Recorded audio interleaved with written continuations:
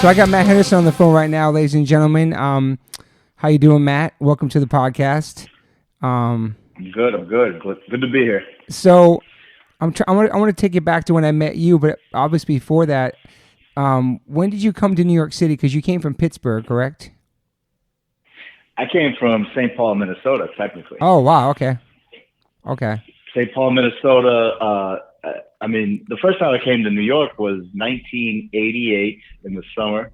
The band that I was in at the time from St. Paul was called Blind Approach. Yes. And we had set up, I'll give credit to my singer, Chip. He had set up a summer tour for us that ended with playing a show at CB's with Misery. Oh, wow.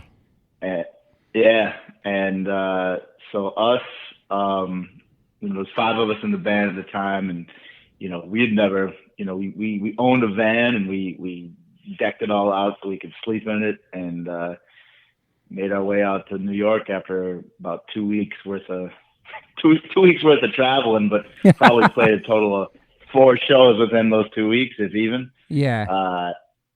And then, New York City, man, Lower East Side, we were hanging out. We were all skinned down back. Yeah. In How those old were days. you then? I was 18. Okay. And we had a lot of people from our area, St. Paul and Minneapolis, that came out with us as one big road trip. It was nuts.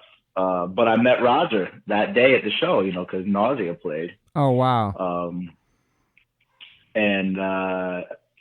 He actually watched the band. I was really impressed with him, the way he just was very sincere. So he watched our entire set, and he came up to us afterwards just to chat, because we had every New York band that ever came through the Twin Cities, we'd always play. We'd open up for. The Cro-Mags, back in '87, we played a lot of shows with back in those days. Warzone, we were on we did a lot of shows with them in the Don't Forget the Struggle. Yeah, the album cycle. Tour. Yep. You name a New York band that toured in those days, and we played with them and got to be, kind of friends with them, because we'd play with them kind of regularly. Yeah. So as they'd come through the Midwest. Yeah. And so when. Go ahead. I was going to say, in that town where you grew up, like, how'd you get into that type of music? Like, what was your gateway to that? Like, did you have brothers that got you into it? Did you find it about through people at school? Like, how'd you find hardcore and punk rock in that town? Yeah, I was always really into music. My father, when I was real young, classic rock was, kind of his main thing. And, he always had a nice stereo, like good big speakers and a nice turntable and like a nice tube power amp. And we're talking 1974, 75, right? Yeah. Like Pink Floyd, Dark Side of the Moon would play real nice and loud and clear in my living room, and that's amazing. It sound crazy. Yeah. And I was just like, wow, that's, so I just started to get into music, and, with his love of classic rock, which at the time was still kind of, edgy, right? Yeah, Led Zeppelin, and the old Zeppelin stuff, and he never got too heavy, but Zeppelin, Deep Purple, things like that. And then I started getting into the Beatles and then Kiss. So in '77, my old man took me to see Kiss. Wow. Sick. And for for anyone that's a Kiss fan, that was the year to see that band. They were at their peak, and stage show was out of control, and but I kind of feel like that was an initial idea what being into punk rock was, because a lot of people hated Kiss. Mm-hmm. People used to Kiss, those dudes, they're freaks, they're fags. I heard they do this, all these crazy rumors and stories. It's like, I don't think so, but they rock. You ever listen to them? Yeah. So I was a little bit on the outs from that point, and then the Twin Cities was a real legitimate, metropolitan area. Yeah, It wasn't sure. like it wasn't like all rural and farm. And we had Husker Du. Oh, that's right. Husker Du is from St. Paul. That's right. So my first real hardcore show, I was 14. We played. No, we didn't. I saw Husker Du at 7th Street Entry, which was the small Yeah, I subroom yeah, I remember of this First spot, Avenue. Minneapolis. Yeah, yeah, for sure. Princess Club. Yep. And then just so there was a thriving punk rock scene. The Replacements, Husker Du, and any decent sized band would come through, and sure. and we had Chicago near us. We had really the guy who really first dressed like a punk rocker that I knew as a kid was my friend Chip, who was the singer for Blind Approach. He was just kind of a regular dude. Wasn't even really like one of the cool kids, if you will, at the school we were at together. And we knew each other a little bit, but we didn't really hang out. And one day he just rolled up in class with like a spiky flat top haircut, wraparound sunglasses, wow, camo, camouflage pants, and it was like, yo, that dude's a punk rocker. And everybody laughed at him when he walked into the classroom because it was just like he was a scene. Yeah. But I was like, damn, he did it up. Yeah. You know what I mean? Like, that took a lot of balls. And so now it's like, okay, now there's a guy I know, and I knew who the Sex Pistols were, and I'd heard, some of their stuff, and I thought it was cool, but, being a punk rocker wasn't exactly what I was prepared to jump into yet. But I saw him do it. I'm like, I'm down. And that's awesome. It, man. I mean, we were punk rock together, and I will say, even though there was a scene in the Midwest in those days, people used to want to. Grown men driving trucks would pull over just because they saw our haircuts and they'd want to murder us. So it's crazy, man. I was a skinny little kid. You know what I mean? It was like, and that was part of the fun, obviously, though, right? I mean. Shocking people. Bug your hair out. You're gonna, you want a reaction as a kid. 100%. So And then how'd you find out about the New York scene? Just through records and stuff and fanzines, or?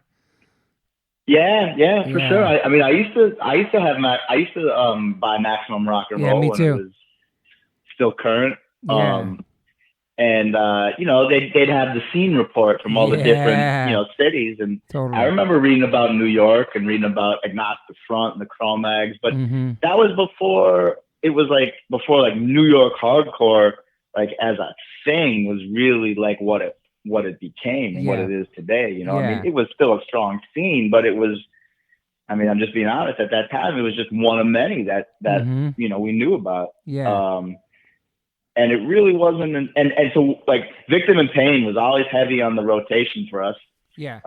But again, it was another record in the pile with Negative Approach and the Misfits and Dead Kennedys and Black Flag. Yeah. And, all the staples. Yeah, exactly. All the fundamentals. And I mean, we loved it. Victim in Pain was on the definitely in the top rotation. Top. Yeah. And then eventually, so Donahue, do you know that Donahue? Yeah, man. Yeah. Show? Phil you remember Donahue. when they did when they had all those fools on there, Jimmy and Roger, and I think Roger. I know Vinny talked and Harley and man. It was. I mean, they had everybody there. Anthony coming out, Alexa. Right? So you watching Phil? You saw it in Phil Donahue, holy shit. Well, I had it on VHS. I somehow knew it was broadcasted, so I videotaped it back in those days, right? Yeah. And so me and our friends would watch it, and we just bug out. And then GBH comes to town, and I was a huge GBH fan. I love GBH too, man. My hair was, all, spiked out, bleached and everything. I mean, that was they were my shit. And then, but on the flyer, I see the Cro-Mags. Oh, I'm like, oh shit, that's that's that crazy bass player from the Donahue show.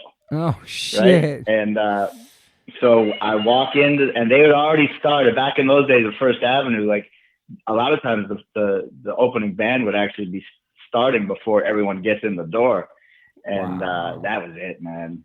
That was it. I was like, Once I you saw mean, them, you you're know, like, holy shit. I mean that was a life changer for me, man. That was and That's and not amazing. only were they like a badass band on stage, but after the show they just hung out with everybody. Yeah. Yeah.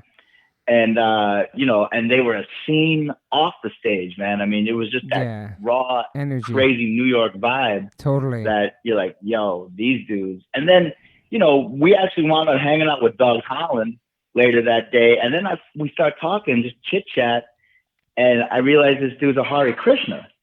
Oh And like shit. all these different layers of like, bugged outness start to unfold. And like, let me get this straight. These dudes, because punk rock was like anti-religion kind of, right? Everything. Yeah, And man. I, Fuck everything. this Yeah. dude, this dude's talking spirituality and God. And I'm like, Yeah. really? And they Yeah. look badass. They sounded badass. They're vegetarian. Yeah. They got this Conscious. Yeah. spiritual thing going on. And I'm like, this is it, man. New York's onto something here. That's And amazing. then then more bands just started coming out, and I mean, they were already out, but the Sick of It All 7-inch was, Yeah. what label was that? Jesus, was that Revelation 7-inch. Revelation, Yeah. right? Yeah. Yeah, all those Revelation, Underdog. We loved when that Underdog 7-inch I came love out. an Underdog so much, man.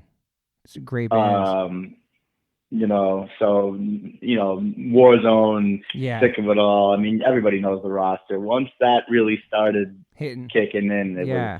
that was it. We were New York strong. So when you first went to New York and played your first show, were you excited? Were you nervous? Like you said, Roger was there. That must have been a great experience. Like to go and have that experience. Like It was. I mean, I really, like I said,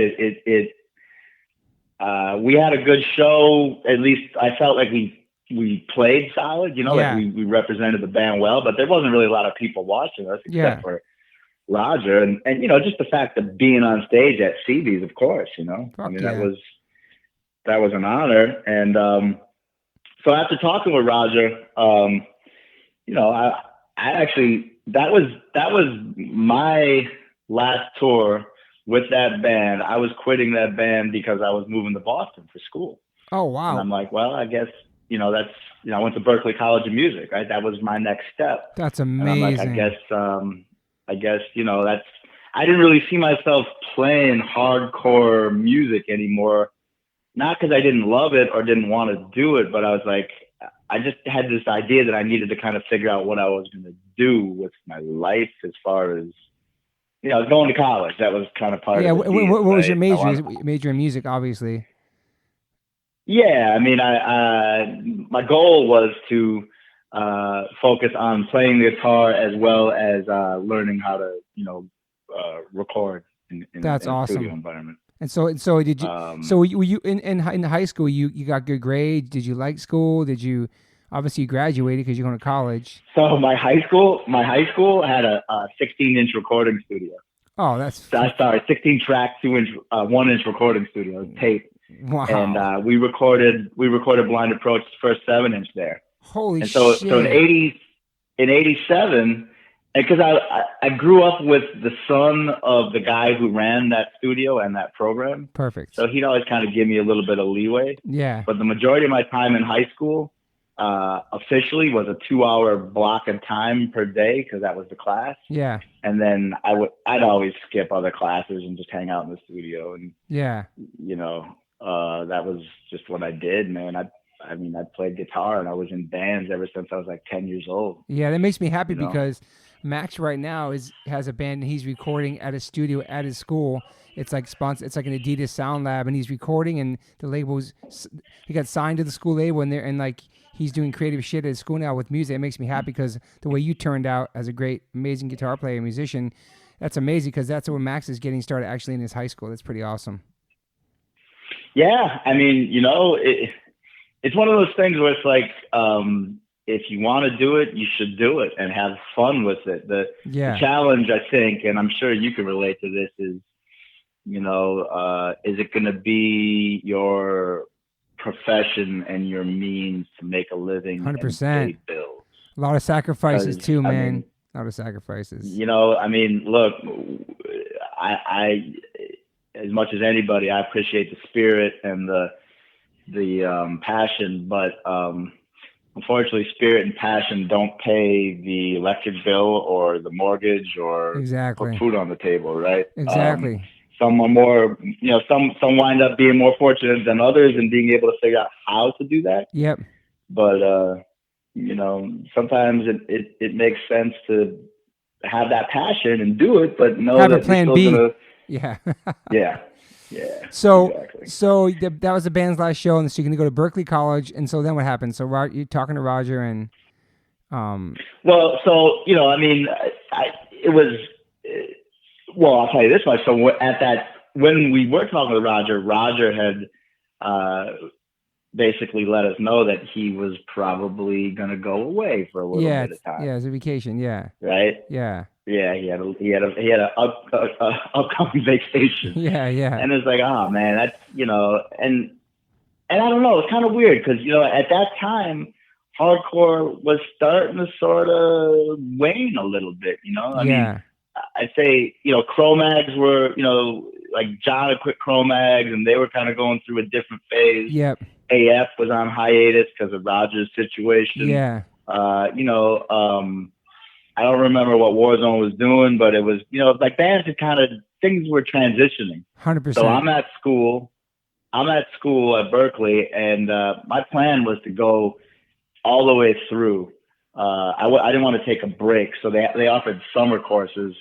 So I'm like, I'm just gonna bang this out, right? So I was it was basically my third, I guess, trimester, if you can consider it. You know, I was there for the summer, and I was working part time at this video store in the Boston area, and I had a girlfriend at the time that she called me at the video store, and I'm like, hey, what's up? She said, Roger from the Agnostic Front called, and he wants to know if you want to join the band and tour Europe. Holy shit. And I'm like, come on. You know, I'm thinking, I told her, I'm sure, I said, that's probably one of the guys from back home, you know, cooking something stupid up. And how many years had gone by, you think? It was a year and a half. Okay. So, wow. And then she gave me the number that he left, and it was a New York number. I was like, oh, all right, well, maybe. Holy and shit. it was Roger, you know, because he was living in Staten Island, and a couple of guys from the Twin Cities had actually moved out to New York and lived for a little while and lived at that house. Like, wow. A good friend of mine actually lived at that house in Staten Island and was good friends with Willie. Okay, yeah, when he was out there. And then, you know, Blind Approach in Minnesota, we were like the Agnostic Front. We were like the skinhead band. Totally. And we had our Nausea, who was this band called Misery, and they were like crust punk. Okay. And Misery was good friends with Nausea. So that singer from Misery, his name was Al, he wound up actually moving out to New York and replacing that guy Neil, who was the first male singer for Nausea. Yeah. So now he's singing in Nausea. Wow, so when Roger got out and got home and wanted to start the band again, Steve Martin, I guess, you know, he was doing the Relativity thing at that point, and you know, he was moving on to do other things. And Al, who was living there at the house, Roger said, yo, you should call up Matt Henderson. He's out in Boston. You remember him, right? He's in Blind Approach, You know, I mean, Roger and I weren't real close because, you know, we didn't know each other real well, but he definitely knew what Al was talking about. And so, I mean, that's crazy. I got that call and I was like, yeah, of course, I got to do this, man. What about school? You just like, fuck it, I'll come back to it later? Mm-hmm. And that was kind of one of the things of that school is they kind of promoted this environment of, you know, you're a musician. If you get a gig, you should go do it, and then you come back, you know, if you want to, or maybe, you know, maybe you don't. Yeah, the gigs that could. You know? Did you ever come back? I did. because AF broke up technically in '93. So how many years you toured them before? Like how long would that last? So I basically did that European. We did a little U.S. run in the fall of '90, and then went out to Europe in the winter of '90, and then came home, and then we had that Super Bowl at the Ritz. Remember, it was that the Relativity video that they did. Yeah, it was amazing. Live in '91, that was great. Great video, great show. Yep. Such a great lineup. One Voice too, right? Yeah. Well, we didn't have One Voice out yet, so that was before One Voice. And then then we recorded One Voice in late '91 and started touring for that in '92. I thought you guys played something off One Voice at that video, though, didn't you? I thought there was a song. We had that instrumental we called Infiltrate. Yeah, another one. Yeah. That's crazy. Yeah, that's right. I forgot we did that. Yeah, man. Did you was that your first time leaving the country too when you went with AF to Europe? Absolutely. Damn. Yeah, and that was a crazy tour, man, because we all know the MAD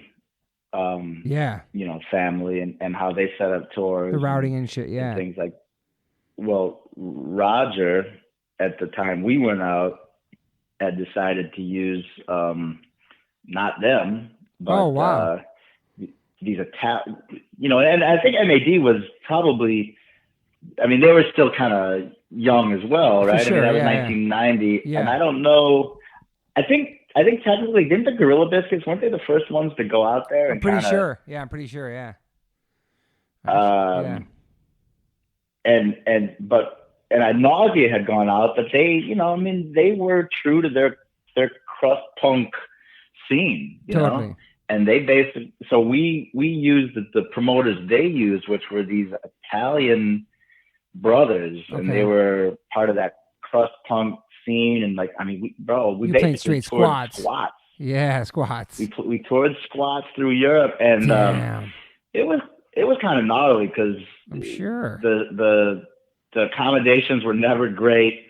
No buses. Yeah. Oh yeah, it was real haphazard and wonky, and man, we plus you got to remember that Agnostic Front had a lot of people still think Agnostic Front is a Nazi skinhead band, but I guess everybody needs an enemy, and for the real ultra political European punk rockers, every once in a while they decide that Agnostic Front was their enemy, and we had a few run-ins with some wild situations out there. Yeah, people trying to boycott you and stuff, like protest against you, or just like show up and like not. Yeah, there was that, and even like kind of like try to flex a little bit, and in a goofy squat punk type of way. Mm-hmm. How long was that tour? Oh God, it felt like a year. Yeah, it was a good 4 weeks. It was long, man.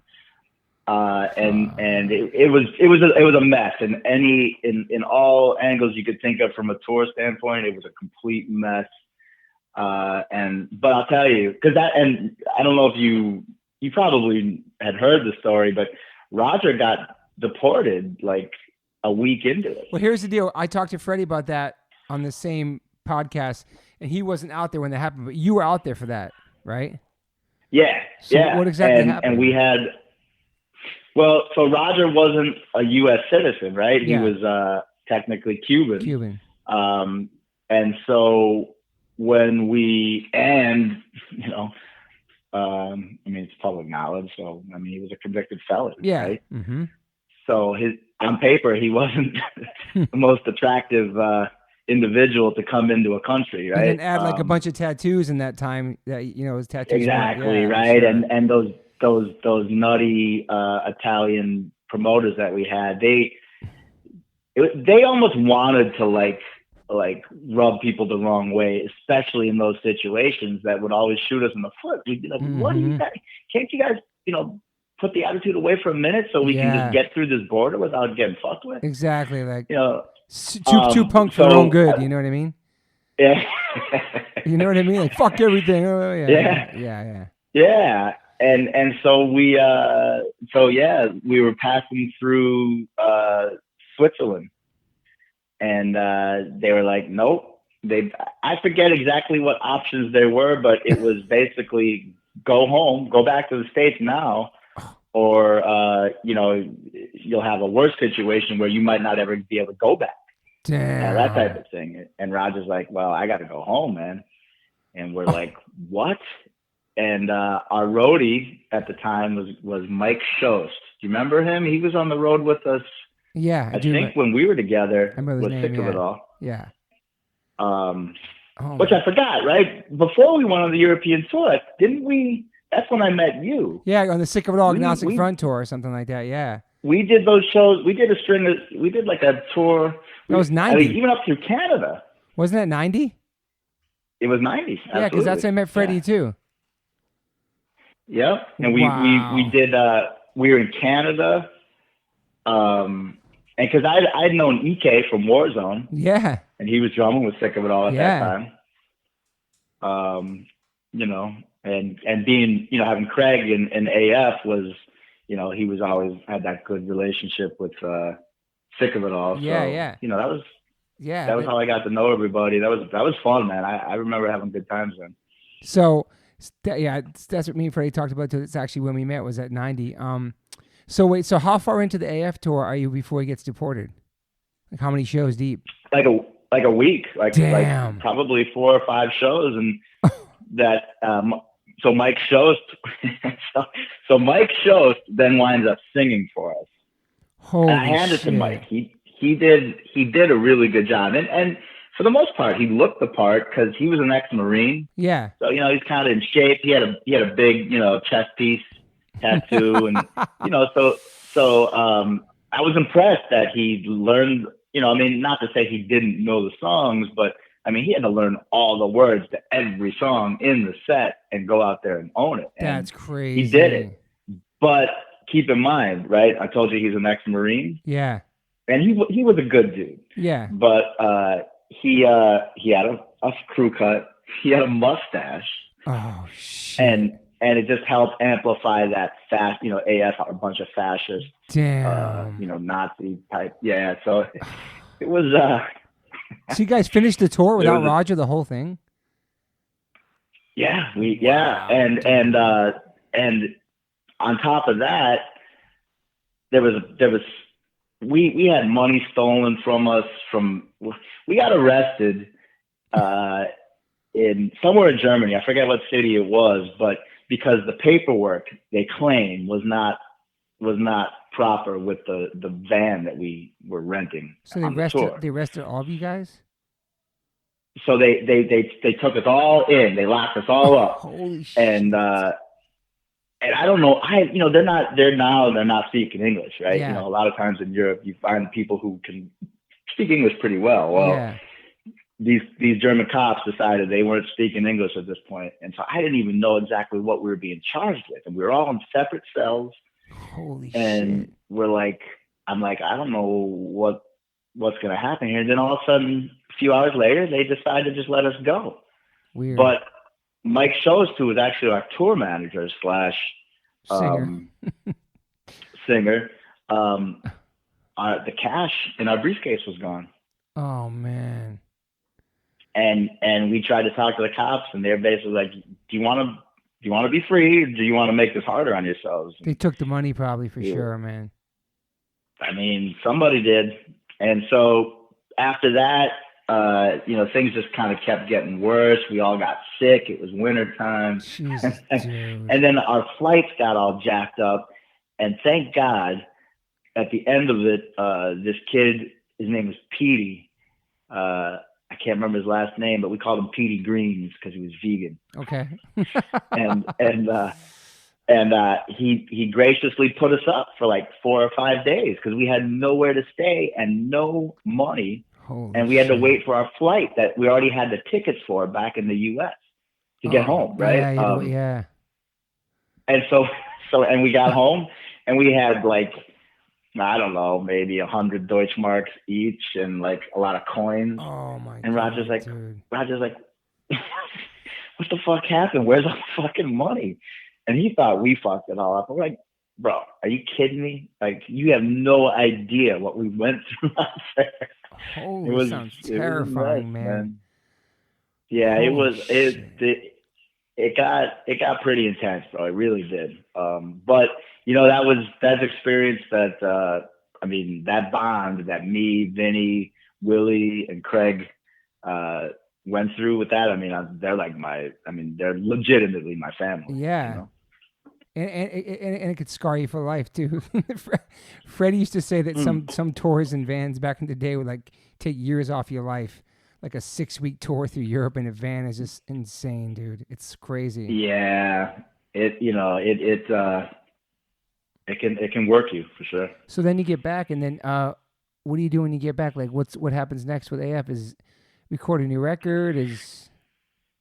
Yeah, you know, I mean, basically, that was kind of, you know, when I think back on it, I mean, I was living in Staten Island, right? It's crazy. And I didn't have a car. I didn't own a car. I didn't have a job. So the only money I had was through whatever the band would bring in. Mm-hmm. And it was kind of a slow period for the band because we were writing and trying to, you know, focus on writing to do a new record instead of playing shows. Yeah. So I was really kind of isolated out there. Like, yeah, technically I'm in New York, but it was Staten Island, which, you know, it ain't Manhattan. I'll just say that. It's not Manhattan. Yeah. And so that's when you guys are working on, was that working on One Voice then? Yeah. So, you know, me, Willie, Craig, and Roger, we basically just were on Staten Island and isolated from everybody else and whatever was going on. And we would just jam and just write songs. And it's funny to me when I think about it, because in a lot of ways, like those songs, that music was kind of like, for me, I was big on, like, I had just really sunk my teeth into Killing Time, Bright Side. Great album. Perfect and I was like, album. how did I not catch this when it was originally released? I'm like, these guys are geniuses. Amazing. And like, I mean, I you know, like, that was like the, you know, obviously, you know, everything AF did as well was an influence, and, you know, a lot of, I mean, I got tons of influences, even, you know, Metallica was always a big influence for me as far as like writing style, but Bright Side, you know, and and you know who else just started to come up too, though, was like Biohazard. Yeah. It's like, oh shit, all right, now there's a whole different spin, you know. Different spin. And another big record at the time was Suicidal Tendencies, Lights, Camera, Revolution. Great album. Great band, right? Yeah. And the other, what was the other big one at the time was Pantera, Cowboys from Hell. Okay. Not even Vulgar Display of Power, but Cowboys from Hell, right? Yeah. So it was like, you know, and then you had Quicksand, and you had, so like, musically, I don't know, it was a weird time for hardcore. Mm-hmm. And, you know, personally, I'll just say my view of One Voice, which I'm proud of and love, but when it was released, it kind of musically was a little outdated compared to what everybody else was really starting to get into, and kind of transitioning into something that was, you know, a little different than traditional hardcore and a little older style of metal. Mm-hmm. And so, you know, I think part of it was us just being isolated over there in Staten Island, listening to just a few different records, you know?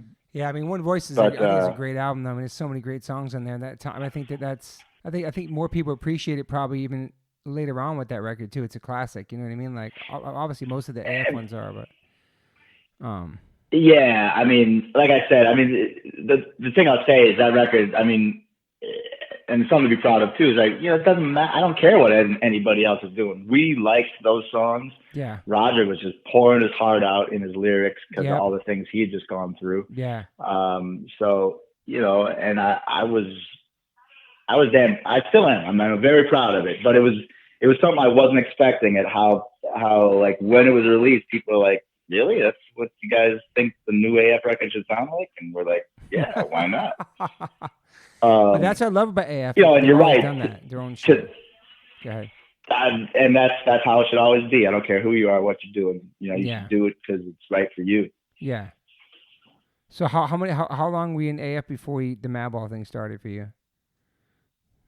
Well, so we, when you look back, I really wasn't in AF for very long. I mean, I joined in like the summer of '90, and Roger basically had made the decision that it was time to shut it down in like late '92. Okay. So we knew that was the plan. He had made the decision he was going to go down to Florida and go to the Harley Davidson Mechanics School. I remember that. And he just wanted to start doing something different, Yeah, respect that. It's awesome. It's life, people decide to do different shit. And so we had a final tour set up in Europe in early '93. And that was our last tour. And Roger, being the entrepreneur that he is, because he remembers when we did go out to Europe that first time, a lot of people would always ask, "Oh, is Madball with you? Is Madball?" Because you remember, like, Alive at CB's record, he'd bring Freddie out. Yeah. And that first Ball of Destruction 7-inch, I mean, people in Europe really loved it, and they'd ask about him all the time. Yeah. And so Roger always remembered that. He said, we need to put out another Madball 7-inch so we can bring it when we go out there that last time, and smart. Give the people what they want. And on top of that, once we had the 7-inch, we basically brought Madball the band out there, which was me and Vinny on guitar, Roger on bass, Willie on drums, and Freddie singing. So we opened up for ourselves all through Europe. That is so crazy, man. Yeah, and then when that tour ended, we came back, and Roger moved, and I went to school, but we had Hoya. We just said, let's just do it for fun, Yeah. Why don't we just, play a show here and there, and we don't have to take it seriously. It's just gonna be just for fun because we enjoy it, right? Totally. No expectations. And we'd play shows like the gas station. Remember the gas station? Yeah, man, for sure. We played there too. Yeah. Which I think was one of the true, if not the very first, one of the very first H2O performances with what I think Armand played drums. Yeah. Isaac was on bass. It's true. And you guys had one song. Yeah, and I forget the name of the song. My Love Is Real. Yeah, it's the first song. My Love Is Real. Yeah. Yep. That's crazy. Yep. Yeah. And then, so we're just having fun playing, and then pretty soon it's Howie Abrams at Roadrunner. Yo, you guys should do a record. We're ready to sign you guys. We're like, I remember being at the apartment I was staying at the time in Boston at school. I'm like, fuck, really? I'm gonna sign to a label and get this all started up again. Wow. And Howie Abrams was originally at Relativity Records too, right? For Sick of It All. I remember that he was there first.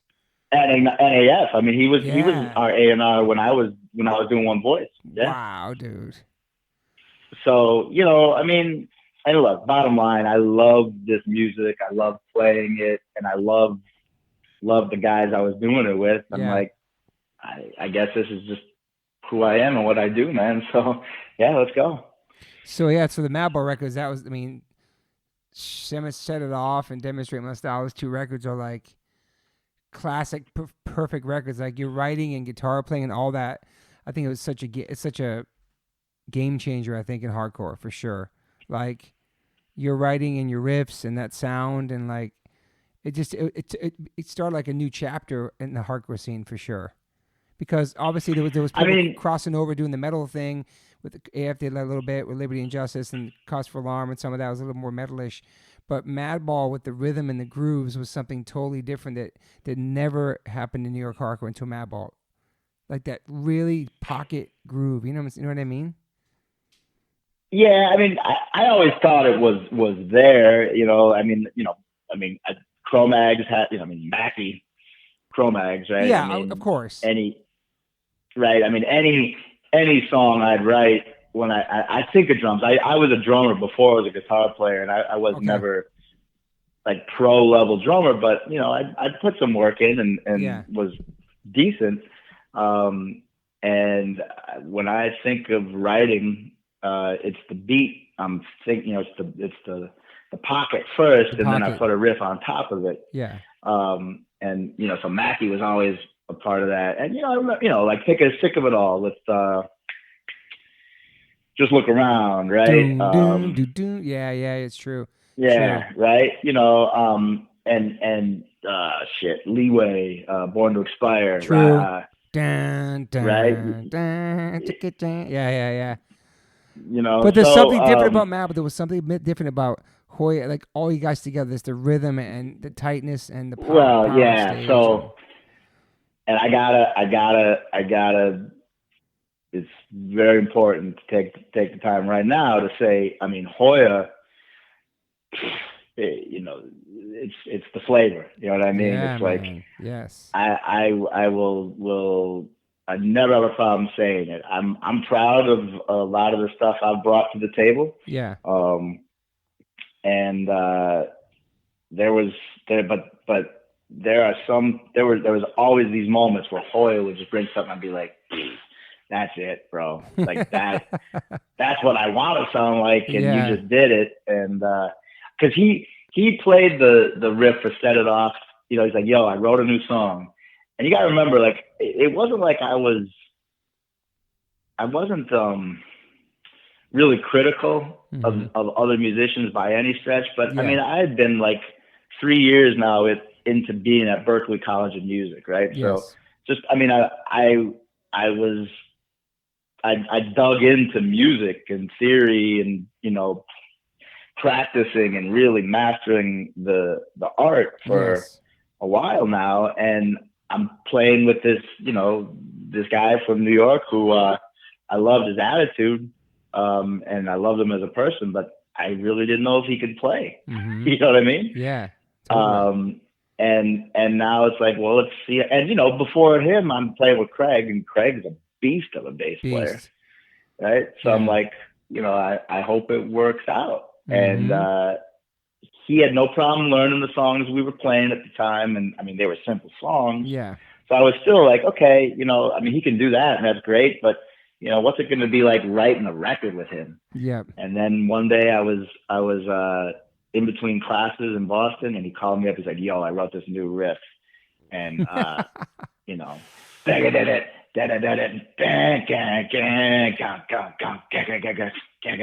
was like, I mean, wow. I hadn't heard a riff like that. I was just like, yeah. Keep doing that. Keep doing that. I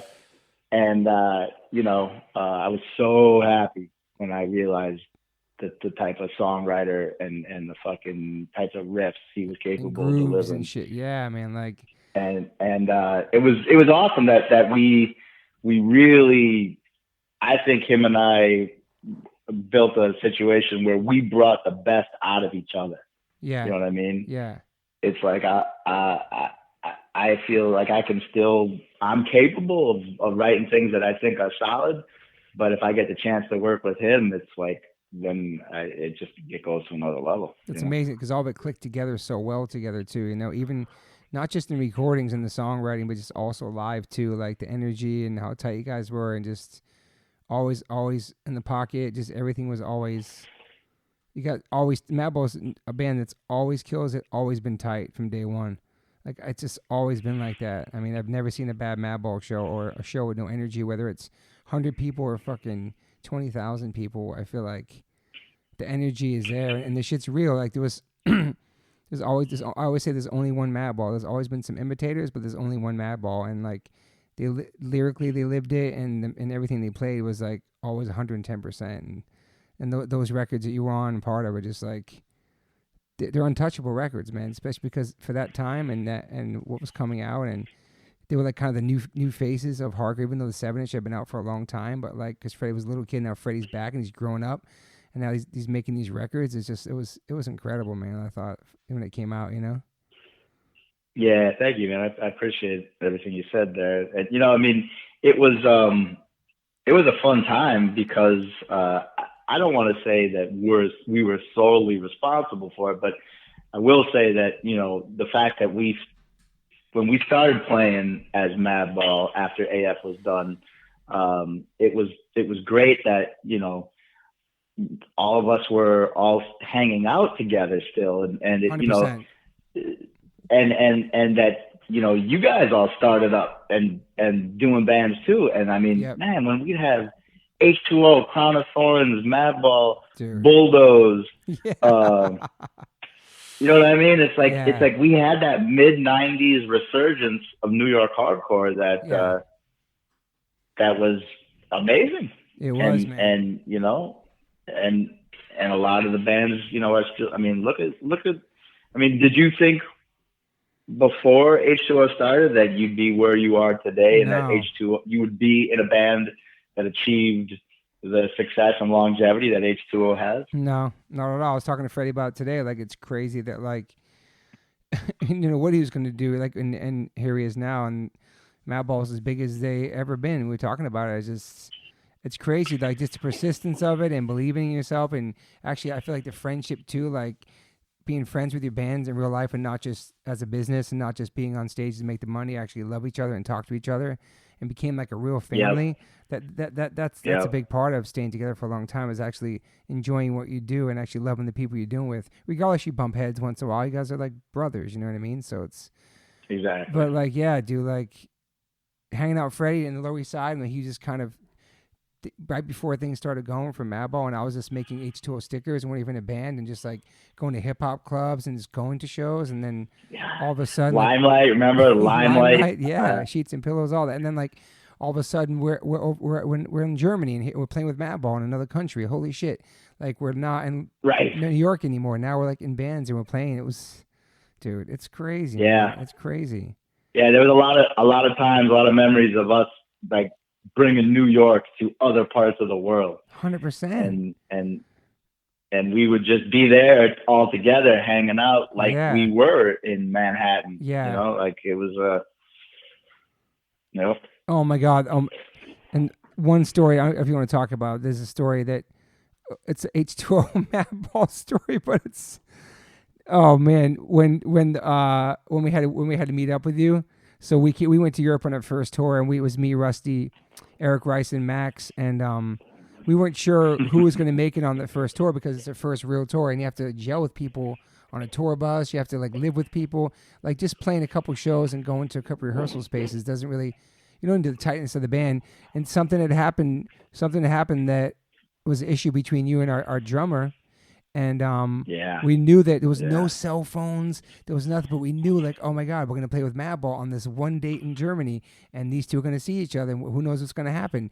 And there was this whole thing building up to it, and like, you guys are my boys, like you guys I grew up with, and then we have a drummer in the band that just joined our band that we know, and he's our drummer, but it was such a crazy situation. You guys end up fighting a one-on-one. We were outside in the field behind the festival, and it's like all of us in a circle, and like we're all friends, and it's just, and he's the one that nobody really knows, and that, but something happened. It was just, that was a crazy moment. It wasn't like set up. There wasn't like no text messages. Just like we knew that month down the road, that show, we're gonna see each other. You know, it's crazy, dude. That was crazy, right, Matt? Yeah. It was crazy, and you know, I have a stand-up memory of that was you and I sitting down before. Yeah, I think. Yeah. And you know, I didn't. You know, it wasn't. It was just what I remember and what I always appreciated about you is your loyalty, and you know, it wasn't like I felt like you needed to take a side, right? Yeah. Like it wasn't like, you know, I had an issue with that guy, and it was a serious issue. Yeah. that I had to resolve. Yeah. And I mean, anybody that knows me for any length of time, I'm not like, I don't try to be a tough You guy, and don't. I'm not You out you like don't, trying and I to wanted to say do that this about or you that. too. Through all the bands you've been in, and all the people you've been around, you've never acted like that ever. You've always been the same person, same humble person. You've been around crazy shit just like I have, and Right. you probably did things to protect yourself, protect your friends, like any normal person would do. But you never came off like, Exactly. you never fronted like you were like a New York tough guy ever, and I love that about you, and I always respect it about through everything you've been through. So yeah, so this moment was probably the first time I've ever seen you even get into something like this, but it was something dealing with a situation. Well, and So that's right, and that's what I think. That was, again, appreciation, respect to all the people who I consider friends today. Right. I mean, yeah, they all understood, like, okay, this is a serious situation, and we support Matt, yeah, and you were one of those people, and yeah, and I felt, I didn't feel great about the situation being your drummer, yeah, because that caused complications for you and your yeah, band, but yeah, I remember you being just very specific and say, yo, I know Maddie. Maddie's my friend, and this is just what it is. So, yeah, let's, do what you got to do, man. And that was it. yeah, And again, I didn't. I had no intention of putting you in a position of having to choose a side, and yeah. then Of course you not. making a Yeah, decision that you needed to write him off or anything like yeah. that. But ultimately, that's basically what happened, and I always appreciated your handling of that situation. Thank you, man. And then we're not talking about Todd Friend. Todd Friend's amazing. Him and Maddie never fought Todd Friend. We're not talking about Todd Friend. We love you, Todd Friend.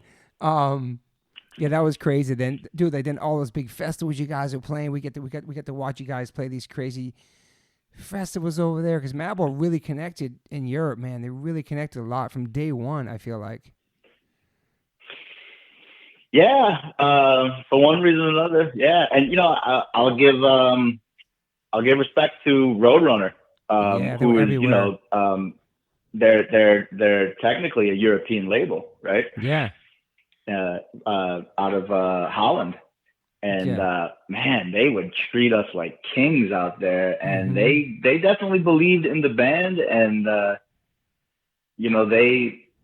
they helped set things up to get us in the right spots with the right people, and there was plenty of people that just seemed to get it and appreciate it, and Yeah. those were good tours, man, good times for Yeah, it sure. was amazing seeing you guys, just the rise of Madball and like playing those shows and just knowing Freddie and where Freddie came from and just meeting him in New York as like such a young kid and then that all of a sudden he's a grown man, he's an amazing front man and just it was just those are just Well, crazy he was, times. yeah, I mean, he's another one I got to take a minute to really um, give some serious credit to, right? Because talking about Hoya and the way he Yeah, could write songs and what he delivered. yeah, Freddie was the same way. I mean, um, I don't, I feel like I can work good with a singer as like a producer, right? And I can have like vocal ideas and phrases that I think are going to work real good within a song, yeah. but I can't write lyrics. I think they always come out hokey and just Mm-hmm. kind of generic. And Yeah. Freddie just has that.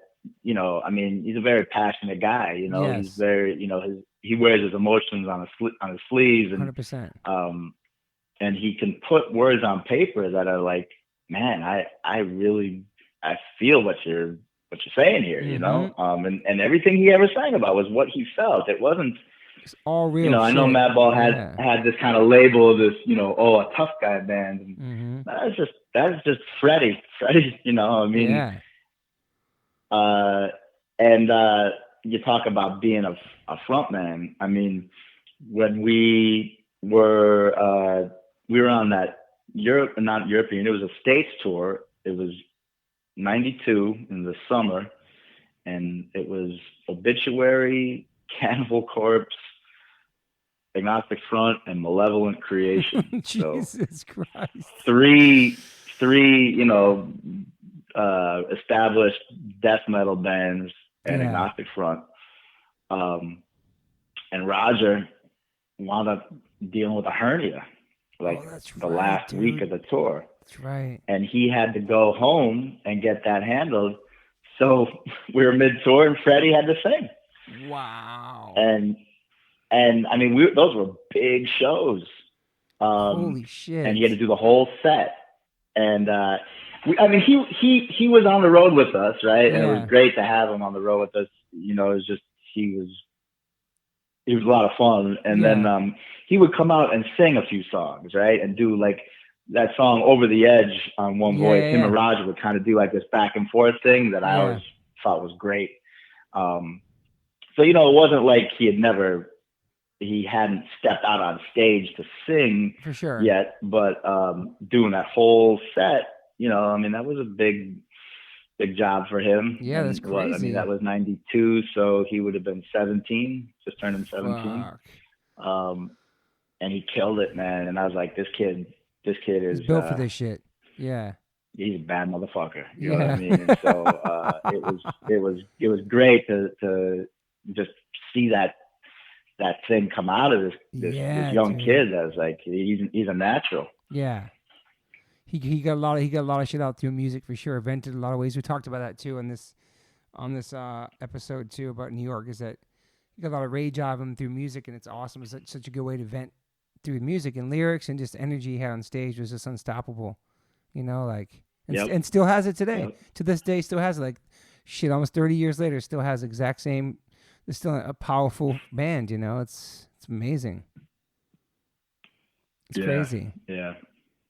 I mean, so for you now, here we are now, and you're a father and a husband. You have 3 kids, and I know you played with Madball last couple of years, some random tours here and there with them, and um, you're also in a band called the Eulogy, which is an awesome group of people in band. And we play shows with you guys too. That's out in California. But like Yep. looking back on that now, and you know, and what you're doing now, and we're all grown up and different. I mean, you feel like obviously you're probably gonna say yes, and I ask people the same question, but all the values that you got from playing music and seeing the world, obviously, it goes with the rest of your life, and you carry that as a father, as a husband. You know what I mean? You use a lot of those values that you learn from, I guess, hardcore. You know, it sticks with you. Yeah. No, it's true. I feel very fortunate. I really do because, you know, those experiences, good and bad, Yeah, made me, you know, the person I am today. And I got some real life experiences under my belt that I can use in different situations for yeah, different reasons. And I just feel, you know, and I mean, we could spend a lot of time talking about a lot of our friends that didn't make it, right? nah, man, yeah, a lot. We lost a lot of friends. Yes, I mean, a yeah, lot. I can't. It amazes me the list I could rattle through. it's true.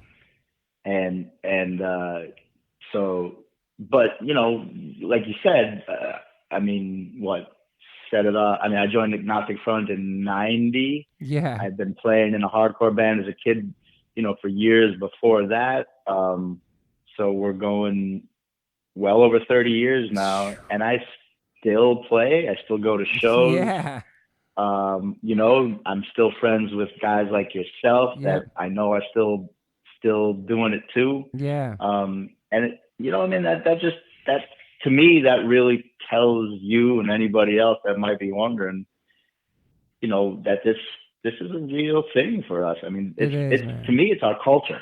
It It's our is, culture. hundred It's percent. who we are. Yeah, It is not a fad, obviously. no way. It is not you know, it's not the fashion.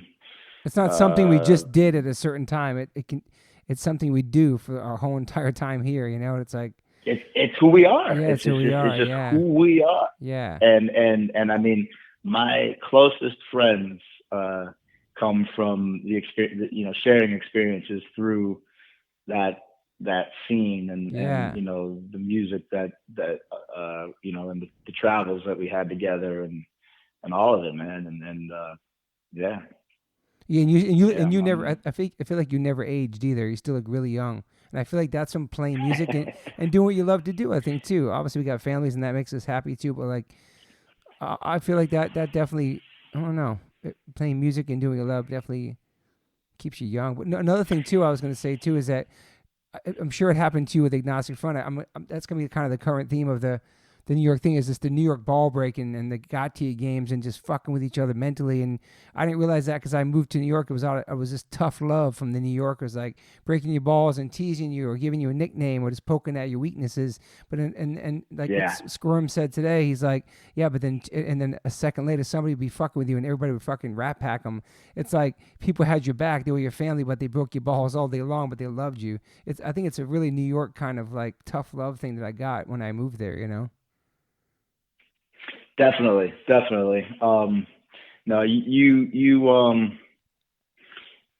know, Mindy, my wife and I, we met in New York City, and Yeah. you know, I'll always have a special place in my heart for the New York that I remember and Me relate too. to, which is not the New York of 2019, No, hell no. It's right? yeah.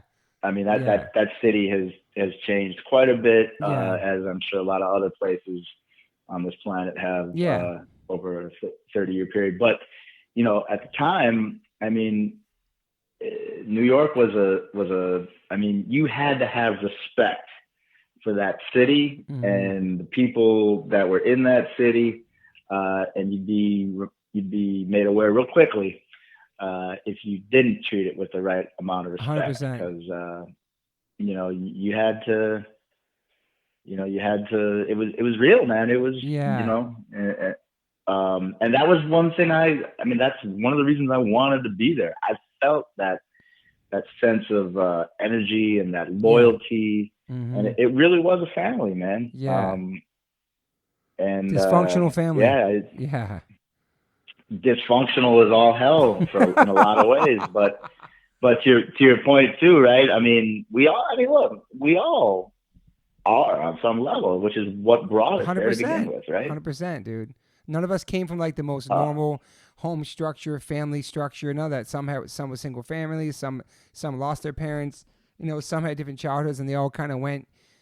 And we met in New York, and CBGB's was like our home every Sunday, and just all the shows and the hanging out. The people was just all people we connected with on a mental level, on a music level, you know, on just social level. I mean, I feel like we all connected for a reason, and we're still connected to this day, like almost 50 years old, fucking grown ass men with children and shit. You know what I mean? Still talking about those days because they were so important to us. They shaped who we are now. You know.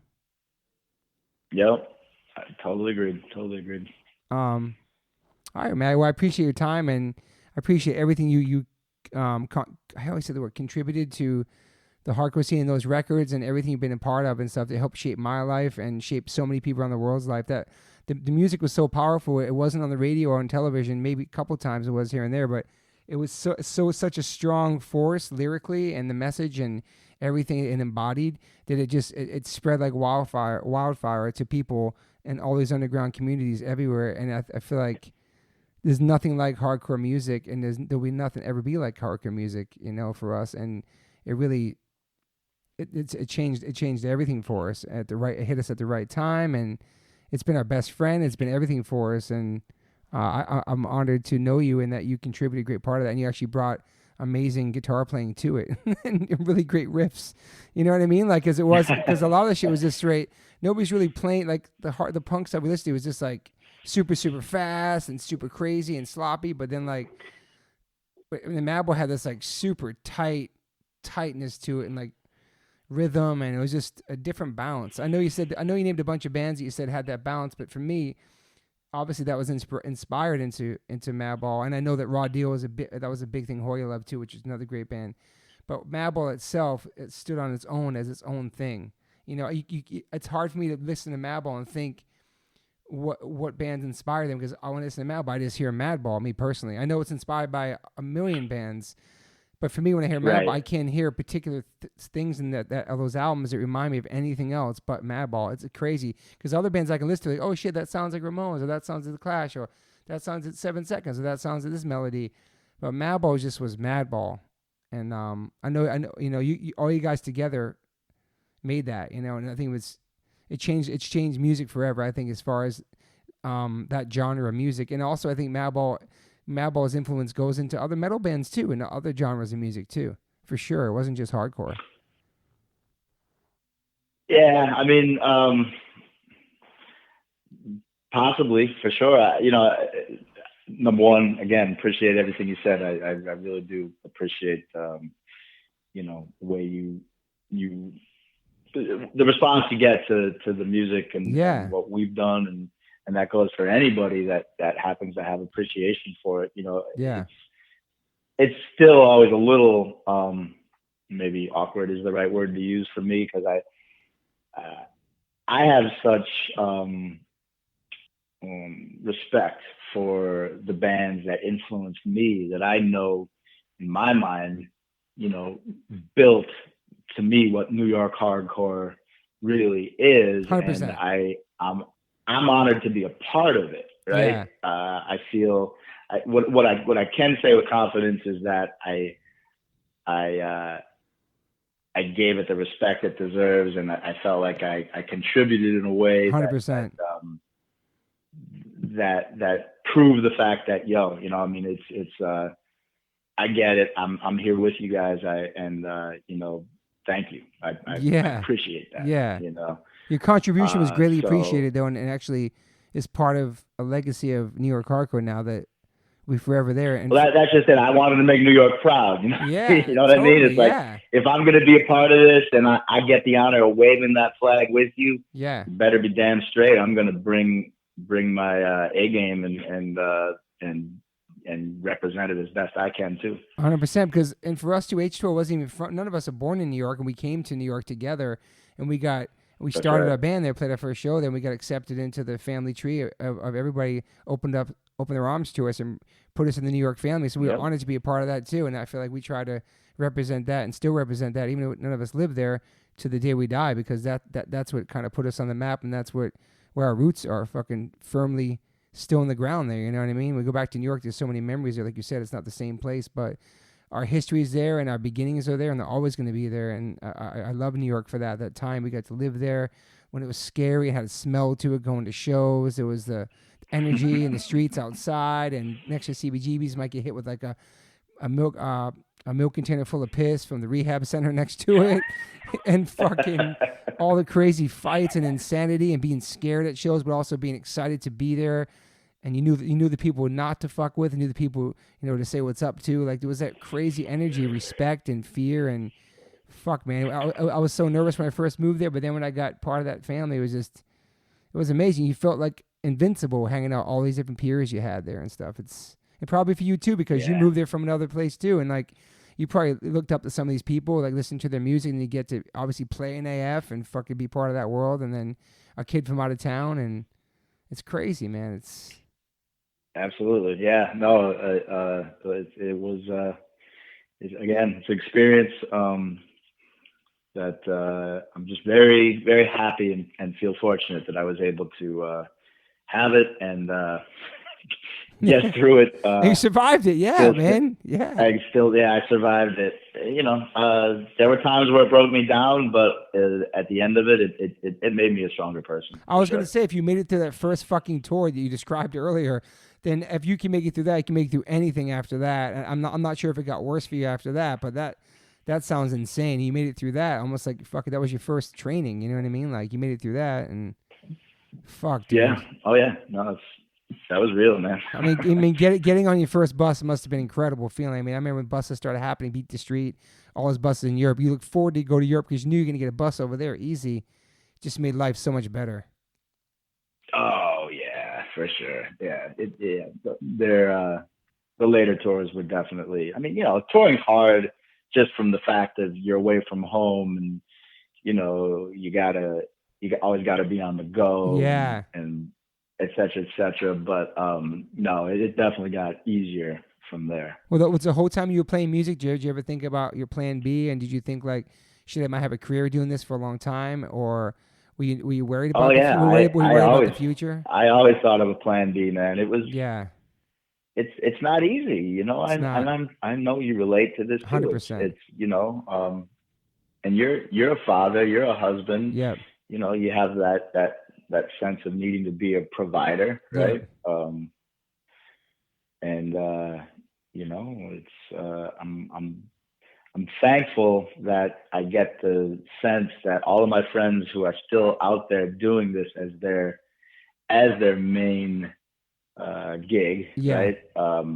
Appear to be thriving and making it work. Yeah. Because when I was, you know, when it was my primary job, I was always broke, bro, and it that wore me down quite a bit. Wow, man. You know, Yeah. so It was such different times back then too, obviously, and like that's crazy. Yeah, you were just living from fucking tour to tour, I'm sure, you know. yeah, yeah, yeah. It just I never, you know, again, anybody that knows me knows I'm not driven by money Yep. and you know attaining wealth of any sort. But again, I got three sons now who I'm trying to. Amazing, I mean, man. shit. I got just buying a new bat for my 13-year-old to play Little League this season. That's Killing awesome. me. Do you coach the teams too? I do. That's so Yeah. cool. I got three boys in three different teams this season, Oh my and god, dude, that's crazy. 3 different freaking teams. yeah, and it's I'm not the head coach on any one of those teams this season, Yeah. which makes it easier for me. Yeah. But I'm out there, you know, and I feel good about that too because I'm dealing with kids. You know what I mean? Like Yeah. I'm kids who want to go out and have fun and learn something, and you know you get that camaraderie, and Yeah. you know you deal with pressure, but you try to help kids stay positive and Yeah. learn how to, you know, deal with pressure and overcome, you know, challenges and stick together with each other. Yeah. It's all a lot of good stuff. I mean, I'm not a jock. I didn't grow up. Yeah. I didn't grow up as a jock. I was a punk rocker. Yeah, You know what I mean? you weren't really into sports, yeah. But this, I've always enjoyed baseball, and the little league community that I'm a part of in Lakewood, California, is really all about family That's awesome. and a good community with your kids, and so I love that's what that. keeps us doing it. Yeah. Do you consider yourself an optimistic or pessimistic person? That's a great question. I would say I'd have to say optimistic Yeah. over pessimistic for sure. Yeah. Maybe Because you seem like you may be more like a realist. That's what my wife calls herself. She's like, I'm a realist. that's what I'd say is probably most accurate, right? Because Yeah. you know, I'm not naive. I Yeah. don't truly believe that everybody I run into is always going to do the right thing and be loyal to me the way I would Be back to probably them. be loyal to them. Word. But at the same time, man, you know, I'm 40. I just turned 49 years old, and I have made a lot of friends, and just run across. You know, I've got good people in my life right now that Awesome. come from all different Walks of different life. avenues, Yeah. you know, and there's a lot of good people out there, and I'm happy There are, about man. that. So I'm the same. You were born in 70, right? Yep. Yeah, I'm catching up to you. I'm coming up to you a couple more months. I'll be 49. It's crazy, man. We're almost to 50, man. Dude. Bro, yeah, if I stop and think about it, then I can bug myself out about it. But I do not think of myself as a 50-year-old man walking around. No, dude. It's because we played music for so long, because we still never really kind of grew up, even though we have responsibilities. I don't know, man. It's crazy. I think you're right. I do. But what's funny to me is, you know, I don't know what Max listens to. I mean, obviously Max knows, you know, our music. Yep. And certainly seems to enjoy it and appreciate it a lot. But I'm sure he listens to things that you listen the new to. hip Who are hop, these kids? new hip hop stuff. Yeah, man, for sure. Oh, is he into the new hip hop? Yeah, man. And then like the new death metal too. Okay. Yeah.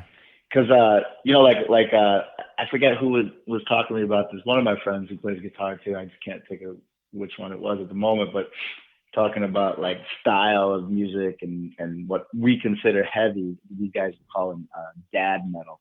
Dad metal. Dad metal. So like I might be playing something, like with the band I'm in now, the Eulogy. I'm thinking, man, we're killing it right now. But these young kids are like, oh, it's like a dad hardcore, man. Like Black Sabbath. Black Sabbath is so old to them. They're like, that's not hard. They don't think it's hard.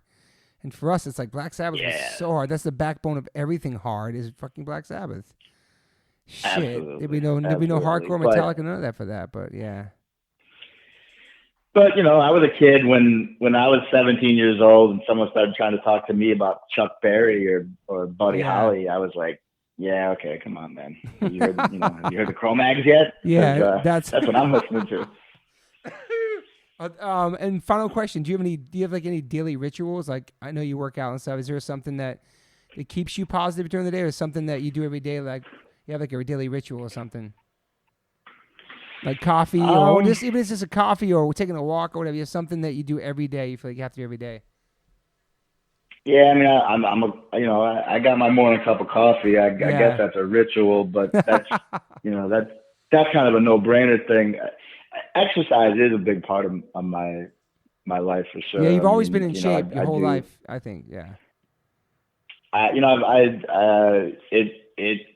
It really helps stress. I need that exertion. Yeah. It gives you kind of a opportunity to push yourself and just 100%. I think it's key, but especially now I hurt my shoulder. I know you told me that. You have to get surgery or no? No, thank God, no. I thought for a minute I was gonna have to, and I had an MRI done, but I saw a specialist. He's like, nope, it's just. Oh, that's good news. Yeah. He's saying it's tendonitis of the rotator cuff, and I think I got it from jiu-jitsu. Oh wow. So. Yeah, you can't go as hard as you used to go hard either. That's the one thing, we don't feel old or look old. I don't think, but maybe when you start exerting yourself ways that you used to do when you're younger, then you start getting weird cricks and things. You're like, okay, I get it. My body's changing. Like. Well, yeah, exactly. Believe me, when I got the results read to me back from the MRI from my primary doctor, right, not the specialist, but just my normal physician, and she used the term osteoarthritis. Oh, man. Get out of here. Right? But, it's such an old word, too. You only heard about your grandma having arthritis when you're young. It's true, like that word arthritis is like, oh, God. But, apparently that's just clinical talk for getting older because everyone, the specialist told me everybody's got it. He said, your MRI looks like, if I had 148, at the time I was 48, right? 148-year-olds come into the office with, who led the type of active, life you say you do, with the type of exercise and, jiu-jitsu or boxing, whatever it is you're doing at the time. Yeah. He said they'd all look the same. That's just what it is. Yeah. Yeah.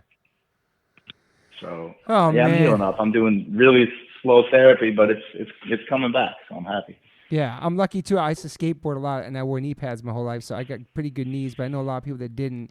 They got fucked up knees from skating. But I prided myself on always wearing pads, and I feel like that definitely is paying off for me in my older age when I still skate. You know what I mean? Protecting your shit when you're younger. Yeah, man.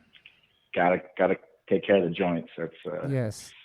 That's key. Well, on that note, I think it's past our bedtime here in California, and I appreciate your time, Maddie. I appreciate you being my friend. I appreciate everything you've done, and I will be hanging out in real life soon for sure. Absolutely, brother. I appreciate you reaching out. This is a lot of fun, and awesome. We'll talk soon. All right, brother. Take care. Yep, you too. Bye. Hey, guys. Thanks for listening.